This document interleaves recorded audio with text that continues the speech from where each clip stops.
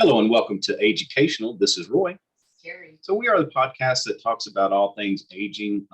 Hopefully we can provide some help if you are in the age group, as well as for caregivers and for some of us that want to age well and age better. We talk a lot about our personal situations as well as things that are going on with our families. And we also have guests from time to time. And Terry, I'll let you introduce today's guest. Spiro Koulouris is a leading gout diet expert, author, and blogger at gout-and-garlic.com. He's dedicated his life to inspiring people to obtain a healthy lifestyle and living a gout-free life. Called the rich man's disease, gout is considered one of the most painful of the rheumatic conditions and is a rapidly growing problem that afflicts an alarming number of people. It's greatly affected by diet, and those with the disease are often prescribed drugs that need to be taken for the rest of a person's life, the side effects creating additional problems. Spiro, thank you so much for appearing on the show and explaining gout to us. Thank you for having me. Yeah, thank you so much for your time. We've got so many questions. I've got a page full already, but before we jump in too deep, what was your journey? I mean, what brought you to this space to be a gout expert? Well, I'm basically a patient. I've been suffering with gout since the age of mid-20s, 25, 26 years old. And my story goes, one night I was out drinking, being young. I was at the bar, drinking a lot of whiskey that night. Went home, and around 3 a.m. I got struck by a gout attack in the big toe. It was very painful. I thought I had broken something down there, maybe. And so I basically went to the doctor the next day, and the doctor quickly diagnosed me as having gout. I didn't understand what that medical term was. Like, what is gout? They says it's something that you get, and usually it's for life. And I confirmed that by doing blood work, and basically my uric acid was very high. So he told me you would have to go on medication for the rest of your life, and that was very hard pill to swallow, right? So I remember that first attack lasted maybe about 3 weeks. So it was very difficult to go to work, do chores and stuff like that. And basically that's where it started. And then I want to learn more about the disease. So as I was doing research on Google, I couldn't find good patient information. It was just medical jargon. So I decided to create a blog and explain the disease and what affects it and what can help it. And basically I took a deep dive into what foods you could eat, what foods you should avoid. And that's what my website, gout-and-garlic.com, consists of. Basically, it's a lot of helpful articles about diet, tips, advice on lifestyle changes, and so on. And here we are today. Yeah. Interesting. So if you don't mind, and this is for me, I'm sure a lot of people out there understand, but I had a totally different opinion, I had a totally different belief of what gout was. And so maybe the best place to start for everybody would be just start at the beginning. And what is gout and how does it affect us? Gout is basically a form of arthritis. It's probably the most popular form of arthritis and the most painful. It affects about 2 to 4% of the general population. So what happens is everybody has uric acid in their bloodstream. So when you eat certain foods, all foods have purines. Usually meats and dairy have the highest purines, and vegetables and whole grains have the lowest purines in there. So when you eat that, your kidneys will break it down. And it takes longer, and it works harder to break down meat, which is higher in purines, than vegetables, which is lower in purines. And that creates uric acid in the bloodstream. And when you produce too much uric acid and it doesn't come out from the urine, basically, you can't pee it out.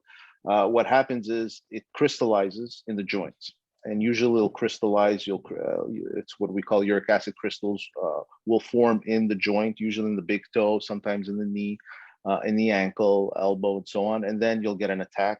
And that's when you get painful inflammation and you can't use that joint. You can't walk, basically. If it's on the big toe, if it's on the elbow, you can't move your elbow. eat that easily. So basically, that's the basic definition of gout. Yeah. Okay. And does it affect, so it usually starts in the toe, but did Yeah, you, for the for majority. you, did you have it elsewhere? Did it spread elsewhere? Yeah, as on my well? first attack, it started in the big toe and then it spread in the knee. So my whole leg was locked. So I had to use crutches to get around for those couple of weeks. And then with the medication, it subsided and you get better and you're back to So is normal. this Yeah. is it a genetic issue? Was it diet that causes it, or what? I guess what Yeah. would trigger it in some versus others? So for some sufferers, it's genetic, but for the majority, I would say it's diet related, because the majority of gout sufferers, when they get an attack, they'll be overweight and eating the wrong foods. So a lot of them, the main triggers of gout is too much red meat consumption or too much protein in general, or too much alcohol. That would be the number two trigger. Alcohol also raises uric acid levels. Studies have shown that. And then you could go into seafood. Seafood is another culprit. And there's some other foods after that. But the main top three, I would say, is meat, alcohol, and seafood. And sugar, and sugar is up there with high fructose corn syrup. So those foods, kidneys have trouble breaking them down easily. It takes more work, and that raises uric acid levels. So you're more at risk of developing gout through diet. Whereas for myself, I would say my personal case is more genetic. Reason being, I was born with little thalassemia, which is a blood disorder. And that affects the kidneys. And maybe my doctor mentioned that could be the root cause of my case with gout. So it's not for the majority of people, obviously, but the majority, I would say, would be diet.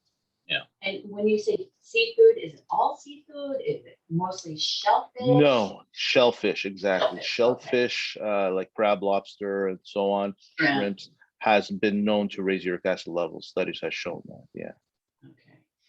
Yeah, Interesting. and I think when I was younger, I had an uncle who I think he was a drinker, and Yeah. he ended up having gout. So that's what Yes. I associated it with, and it's just it.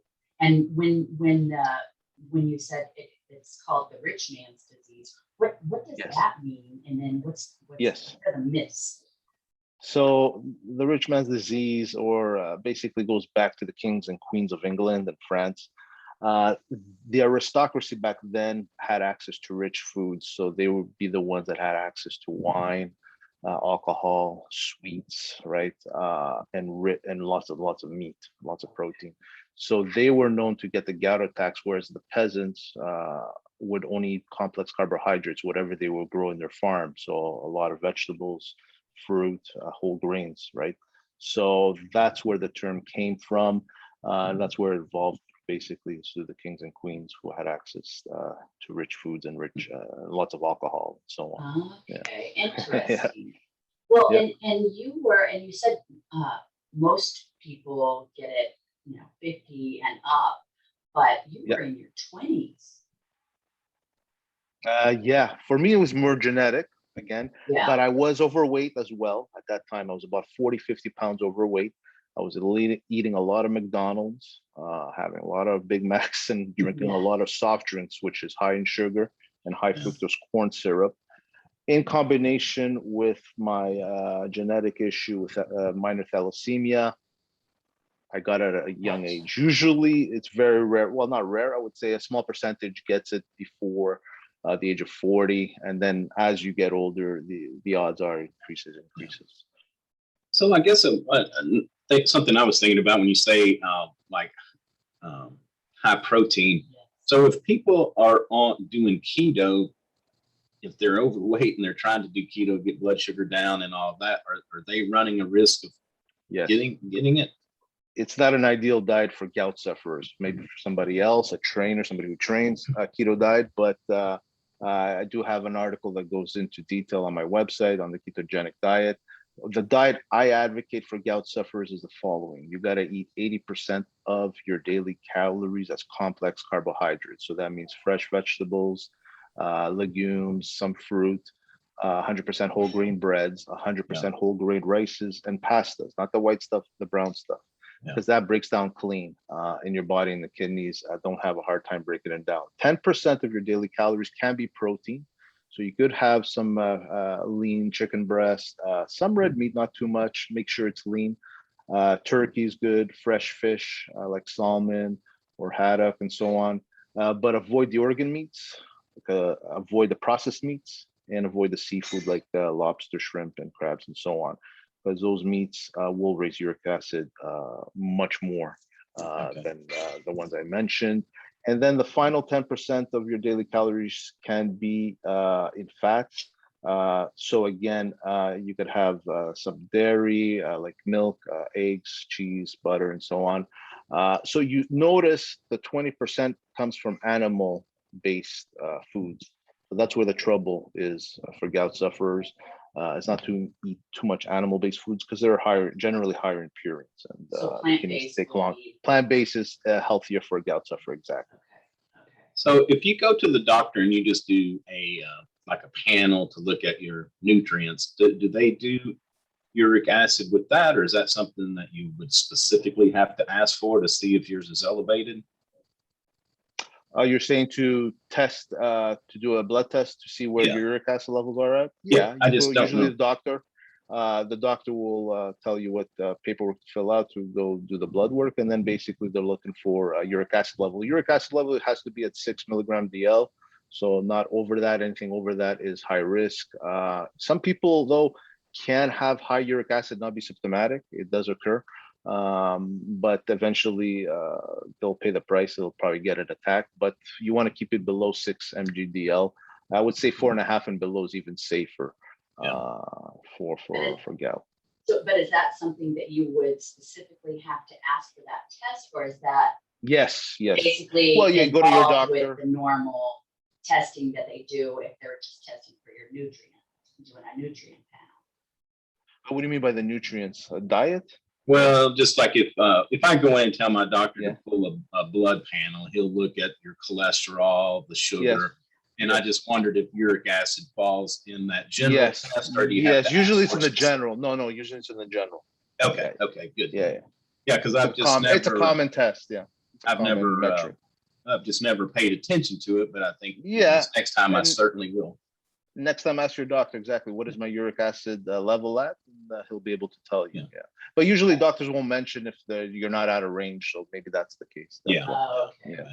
Well, and Roy, you don't have to worry about eating like the organs or anything. I've tried it. I have tried it. Oh my gosh. I tried some liver and that's it, but even that, it's hard to swallow. Oh my gosh. Yeah. I'll have to tell my dad he needs to check, because him and his buddy every Wednesday they went to this cafe that they serve liver and onions, and then I was a kid at the time, and when I would be with him, I'd take my sack lunch and have my peanut butter sandwich because I couldn't eat that stuff. I can't even smell it. It's a better choice. Yeah. So what about the pain? You said that it took you out of work, you had to use crutches, but I guess kind of if you could describe the feeling, so maybe somebody could differentiate if it's, gout versus just, stump their toe on the bedpost at night. Yeah, so gout is probably the most painful, they say. It's like you stubbed your toe, but it's continuous pain. It never goes away. So you're limping a lot when you get in the big toe. What I suggest gout sufferers do to relieve some of the pain is they could soak it in warm water a couple of times a day with some Epsom salt, and that should remove some of the inflammation. You could even ice it if you want. I've done that. It helps temporarily. But the best would be to take some ibuprofen, some Advil, and then you can walk around. It makes the pain more bearable, I would say. Until you go see a doctor, and usually when you get a painful attack, they'll prescribe you a medication called colchicine, which works really fast. You take it a couple times a day, and within a couple, 2-3 days, you could be the pain is almost gone for most. So yeah, I would say it's very painful. I've had it in the knee. When you have it in the knee, your knee becomes like a big inflamed tennis ball, and it basically locks. So there you would have to use crutches. I've never had it in any other joints though, so I wouldn't be able to say for elbows, fingers. Well, if it's So in your toe, and I'm just trying to gauge the pain threshold, is it like just a throbbing, like, oh, I feel something, or is it like one of those oh no, debilitating pain, like I just can't take it anymore? it's like somebody stabbed your big toe. And Oh, it's wow. continuous. Yeah, Okay. It's really inflamed. Yeah. It's so sensitive that you can't even put a bed sheet on it while you're sleeping. Oy. Oh, my Even gosh. that is heavy enough for that for Yeah. your toe. Yeah. Oh my gosh. And so what kind of, what could you do, like, if you're having an attack and it's, middle of the night or whatever, is there anything that you could take naturally? Is there like something that you could? I would say Advil, ibuprofen will work the best. I always recommend that, if you're a gout sufferer, you should have colchicine at home, because if you get an attack, you just grab that right away, and then the And pain that's an is quicker. anti-inflammatory, is that what that is? Yeah, Okay. yeah. Even Benjamin Franklin, who had gout, used to import, or when he traveled from Europe to back to the US, he would bring the Colchis plant with him because he had gout, and that is what colchicine is based out of. Is from the Colchis plant, and that's how he would treat himself with his bouts of gout. Interesting. So what about water intake? I know that has a lot to do with helping flush stuff out of our system. Is that kind of Yes. dehydration So, part of that, or? Yes, so I recommend gout sufferers drink lots and lots of water. Usually go to 12 cups a day, because that helps to flush out excess uric acid levels, and it helps the kidneys function better and excrete that uric acid. Definitely, yeah, that's a key point for gout sufferers, is to always be well hydrated. And if they're not, especially on hot days, that could be a gout trigger. You could get an attack if you don't drink enough water and it's hot, And stay away from sugary drinks. yes, Soda pops and yes, stuff like that. exactly, yes, exactly. So what you say that you can set it off. So I guess, is this something that's always going to be underlying for you, and that if you manage it through your diet and lifestyle, you can probably prevent it? Or does it something that just will sneak up on you and just attack you, when you least expect it, or maybe you ate a little something, that you didn't understand exactly what was in that, what you just ate, and it just sets it off? Well, if you're already a gout sufferer, I recommend that the ideal gout diet, which is 80% complex carbohydrates, 10% protein, 10% fat. What you want to do is control it and maintain it. You don't want, because I know some gout sufferers, they'll take allopurinol, which is the medication that controls uric acid, but keep eating lobster and drinking alcohol and red meat. And what does that do? It worsens your condition over time. And what the doctor will do eventually is raise your allopurinol medication each time from, let's say, 300 milligrams to 400, and then 500 and 600. So you're worsening your health doing that. So try and stick to a more disciplined diet that I advocate on my website and the book. And if you're not a gout sufferer already, I mean, yeah, you could. I recommend you eat well, a good balanced diet. Try and avoid that Western diet of too much red meat, too much alcohol, and too much sugar. So on your website, I was looking at a couple of your titles that were interesting. The first one was Gout and Garlic. Yep. It was. How does garlic? Yeah, is garlic supposed to be healing, Garlic or does it make it helps worse? liver and kidneys work together when they break down foods and purines. So garlic helps to cleanse the liver, which makes it function better. Okay. So that's the main benefit there for garlic. Yeah. We eat plenty of garlic, so. And there are any other herbs and yeah, for gout, I would say celery seeds are good. Celery seeds help you to urinate more, so you flush out more uric acid. After that, you got turmeric, which is a great spice. You could have ginger as well, which helps with inflammation. Cherries are very popular with gout sufferers. There's been a study that it shows to lower uric acid. Hmm. So that's why a lot of gout sufferers will buy tart cherry extract, usually as a supplement, or a lot of cherries during the summer, and so on. There's some other superfoods for gout sufferers. Bromelain, which is found in pineapple. Again, that helps with inflammation. Dandelions help with the liver, to cleanse the liver and the kidneys. Basically, foods like that. So, Shanka priedra, which is another herb, helps to cleanse the kidneys. Anything that helps to really help the liver and the kidneys is beneficial for gout sufferers. Yeah. Yeah, and we're taping this in late September, so Thanksgiving's on the horizon. People are thinking about that, and I noticed that you have an article about that, gout and Thanksgiving. Yes. Yes. Yep. Yeah, so I get a lot of emails around Thanksgiving time of people getting their first gout attacks, asking me for advice. Right. So that's why that holiday is very dangerous for a lot of people, because they eat a lot of protein that day.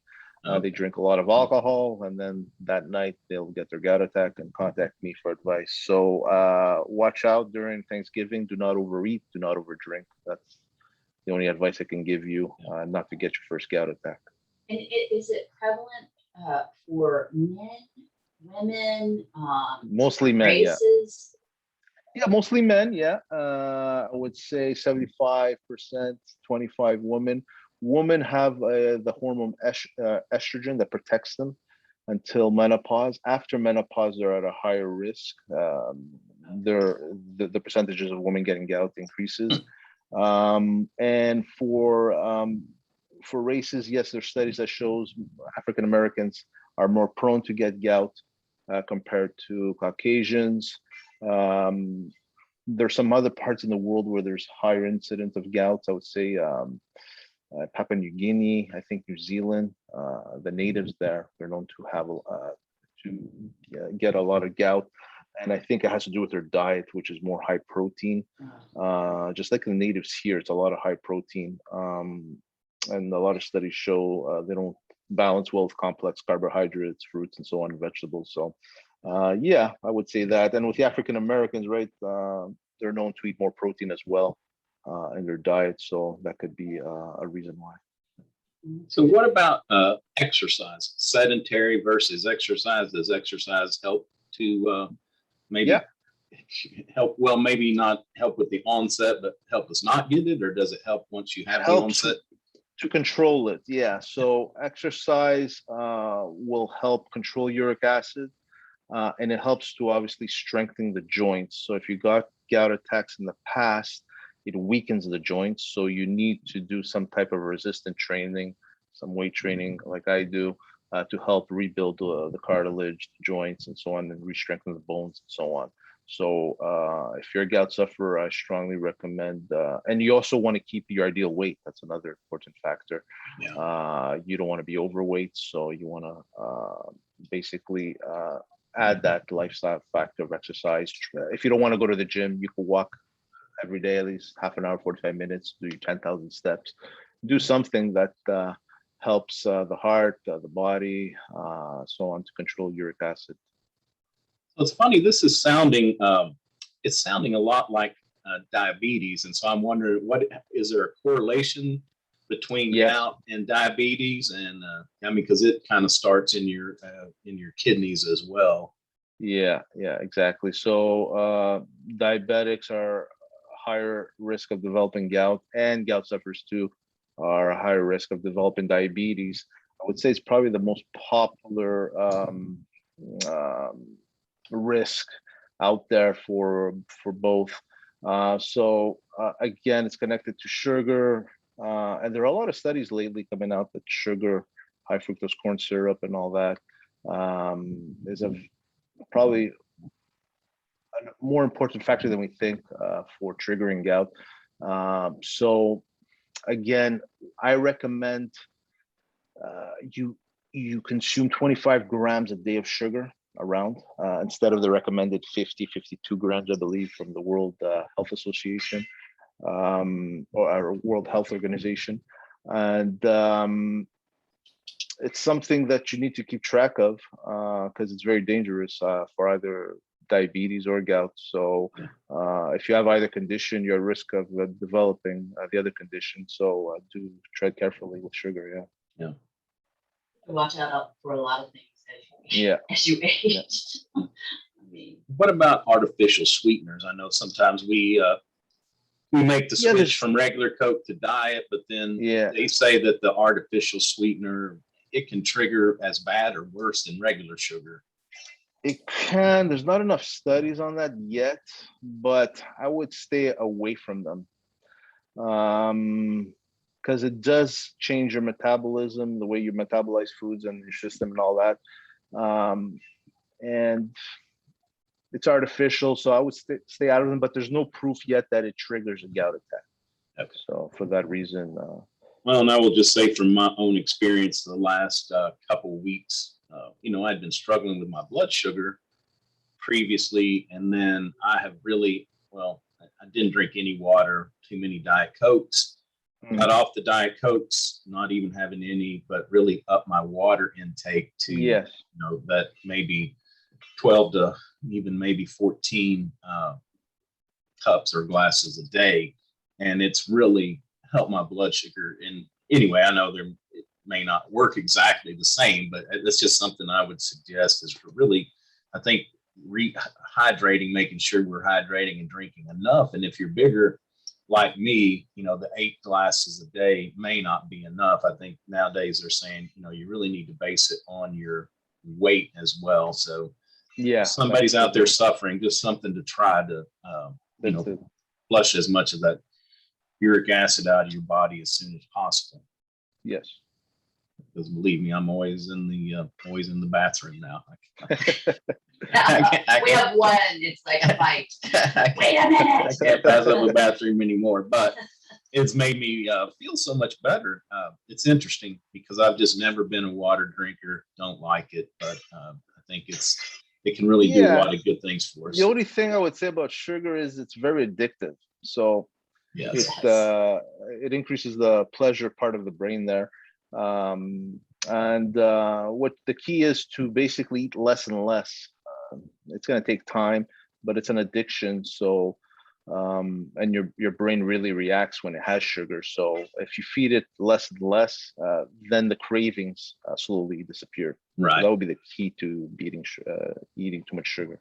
That's an interesting point you bring up, because it's like I haven't been eating sugar for the last 3 or 4 weeks. We've made a very conscious effort to just get away from it altogether, because I'm not very good at just eating a little bit, if a little bit's good for you, then if a little bit makes you feel good a lot, it's even better. And so just cutting that out, it has reduced my cravings. I'm not near as asking Terry all the time to, bring home a snack or something like that, where when you're eating those all the time, it's like you just want more and more and more. Yeah, and it makes you hungrier. Sugar, if you consume too much sugar, it makes you hungrier, so you want more, and you eat more calories, and you increase your weight. And I've gotten good at hiding, my little, if I can just have 1 or 2 bites, and I wasn't always like that. Yes, that's what I'm do. very lucky. Yeah, have 1, 2 bites of something you really like, and that takes away the cravings, and you enjoy that 1 minute of chewing that piece of whatever dessert you love. That's what I do. Well, Spiro, thanks so much for taking time to be with us. It's been very educational. I have learned a lot. Is there anything else? Are there any other points that you want to make to the audience before we start wrapping up? We had a good conversation, pretty lengthy. We touched a lot of points. I think we covered it pretty much all. If somebody wants to learn more about gout, just visit my website, gout-and-garlic.com. There's over 150 articles there. So on any subject. And if you have any questions, email me. I answer all emails, usually within 24 hours. Okay. You can contact me directly. I also have a book that you could purchase and learn more about the gout diet. And that's pretty much it. Yeah. Okay. What's the name of the book again? Gout and You, the Ultimate Gout Diet and Cookbook. There's about 100 recipes to get you started as well. Okay. Yeah. Is there a contact form on your website? Do they just need to go over there and contact? Yeah, no, there's an email on the contact page. So it's basically info@goutandyou.com. Okay. If you have any questions. Thank you for providing all of this just very enlightening information and Thank you. Yeah. so many things to look out for as you're aging. But this has been very, very beneficial. Yeah, go over and Thank check you. the website out. There's a lot of great articles. Like I said, I was just thumbing down through here, and some of the more relevant ones for us, because we like garlic. We cook everything with garlic, so that's interesting. But there's the gout and sports, gout and specialist. A lot of great information. Everything. Yeah. You're covering the Yeah. All right. Well, again, thanks so much. That's going to do it for another episode of Educational. Of course, I am Roy. And you can find us at www.educational.com. We're on all the major podcast platforms, iTunes, Stitcher, Google, Spotify. If we're not on one that you listen to, please reach out. I'd be glad to add it. We're on all the major social media platforms as well. We tend to hang out on Instagram, so we'd love to interact with you over there. And a copy or a video of this episode will go live on our YouTube channel when the episode goes up. Please check it out, as well as some of our past guests, very informative. So until next time, take care of yourself and take care of your health.